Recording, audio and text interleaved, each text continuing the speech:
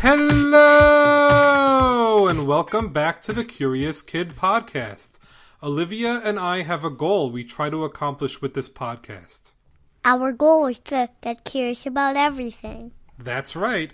We want to get curious about everything until there is nothing left to get curious about. That means that sometimes we have to get curious about things, even if people might think they're disgusting. In December, we got curious about garbage.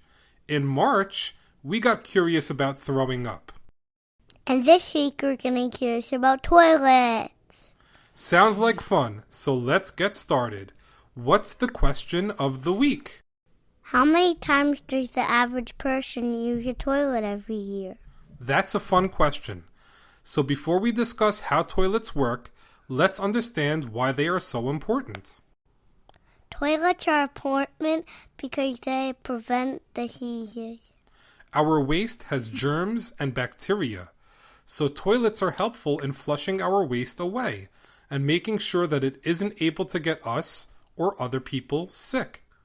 Unfortunately, there's still lots of people that don't have a toilet to use. About 1 billion people worldwide don't have access to a toilet. That's nearly 1 out of every 8 people in the entire world. In these places that don't have toilets, diseases that are spread through waste, like cholera, are common. My parents were not born in the United States, and for periods of their childhood years, they didn't have access to a toilet and had to use an outhouse instead. I know what an outhouse is. An outhouse is a house made out of wood, and there's a toilet that doesn't flush inside the outhouse. That's right. An outhouse is a small structure, kind of like a shed, that people would use to pee or poop. Well, how did that work? Well, it usually worked one of two ways. Either there would be a hole in the ground that you would go in, or there would be a bucket to go in. Water was not involved at all. I didn't realize how grateful I should be because I have a toilet. It's true. Toilets are a luxury we often take for granted, but we shouldn't. Toilets help keep our homes and neighborhoods cleaner and healthier.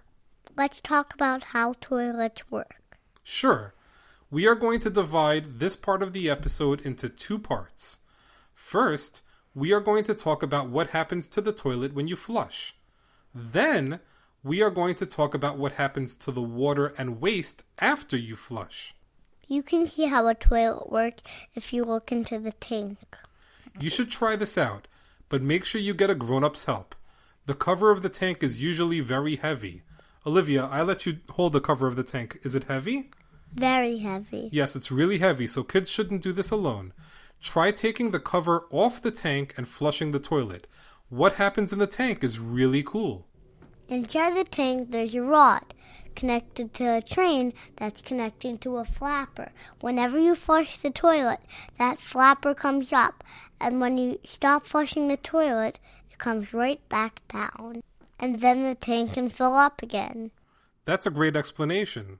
What happens when you flush a toilet bowl is that water goes from the tank into the toilet bowl, and then the water in the tank is refilled. Some toilets may be a little different, but the process is usually the same. Once you flush the toilet, a plastic arm inside the tank lifts a chain, which also lifts the flapper. And once the flapper goes up, water can pour from the tank into the toilet bowl. This happens because of gravity. The tank is always above the toilet bowl, so the water just flows down into the toilet bowl from the tank. And once the bowl has water, the flapper goes back down, and now that the flapper is down, water can come back into the tank so that it can be ready for the next flush. Where does the water come from? The water that fills the tank comes from the water supply to the house. You should be able to find the water supply hose behind the toilet. Let's talk about what happens to the waste when you flush a toilet. Good idea. Usually, one of 2 things will happen. If you have a septic tank, the waste will end up in a large tank that needs to be drained every year or so. Much more common than a septic tank is a sewer system. And how does a sewer system work? Well, a sewer system is a series of pipes that takes the waste from your house to a treatment facility. What happens at the treatment facility? The wastewater is cleaned there. The sewer system doesn't only collect waste from the toilets in your home, but also from the sinks and bathtubs as well. Wow, that's a lot of water. You bet it is. How about you take a guess how much water you use every day? You love milk, Olivia. We buy milk in 1 gallon containers. Do you want to take a guess how many gallons of water you use in a single day? I think I use 10 gallons of water a day. Well, the average person uses 80 to 100 gallons of water per day. If you took a bath today, that's about 30 or 40 gallons right there. If you showered, that's roughly 3 to 5 gallons per minute. When you brush your teeth or wash your hands, that's about a gallon right there. If you ran the dishwasher, that's about 10 gallons. The clothes washer is about 25 gallons. Each toilet flush, that's another 2 gallons. In a house like ours that is connected to the sewer system, all of that water ends up in a treatment facility. What happens after the treatment facility cleans out the water? In lots of cases, it ends up in a river, lake, or ocean once it is cleaned. Just like in Finding Nemo, all drains lead to the ocean. In some places, the treated water ends up back in the water supply. Wait a second. Did you just say that I can end up drinking this water? You betcha. No need to worry because the water is totally clean after it went through the treatment facility. But you could end up drinking water that was once in someone else's toilet. Sorry. Yuck, I think you were going to make our listeners sick. I apologize if I did, but I'll return the favor by giving our listeners a helpful pointer.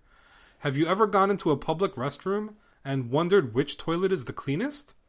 According to a study, the cleanest toilet in a public bathroom is usually the one in the first stall you come across when you enter the bathroom.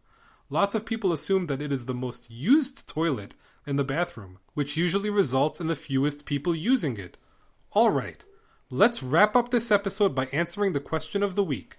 How many times does the average person use a toilet in a year? About 2,500 times a year. And that's almost 7 times a day. My parents have always told me I'm above average. In the case of toilet usage, they may actually be right. And that's a wrap for this episode.